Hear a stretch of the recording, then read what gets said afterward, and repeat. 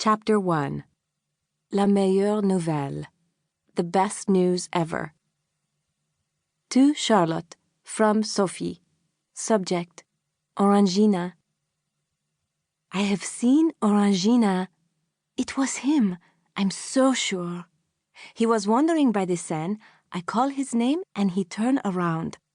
I took only one step in his direction and he ran away. You must come. He would come to you if you called him. I worry about him. Alone, with no charming houseboat to return to at night. I have a few days off from school because of teacher meetings next week. I'll talk to Maman. You talk to your father. You must come to Paris. Orangina needs you. And you have been away much too long. Bisous, Sophie. It took me hours to fall asleep that night. Too many visions of a sugar-plum Orangina were dancing in my head. The next morning, I jumped out of bed as soon as my alarm went off, and I rushed to the kitchen to tell Dad about the email.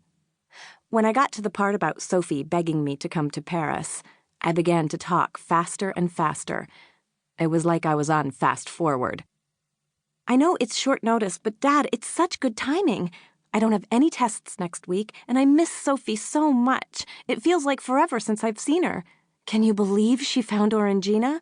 I looked online last night at flights, and they're actually really cheap right now, and we don't have school next Friday because it's a professional day, and I haven't missed a day of school yet this year, and...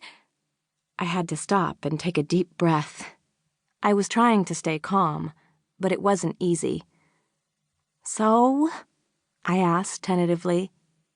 My dad is pretty laid back as far as dads go, but still, I knew it was a real long shot. I mean, who sends their daughter to Paris to find a missing cat? Are you really asking me if you can jet off to Paris next week? Alone? Dad looked amused. Well, actually, yes. I crossed my fingers behind my back and tapped my foot on the floor. It's what I do when I want something really, really badly. Dad stirred his cinnamon oatmeal around and looked thoughtful. I don't know, Charlotte.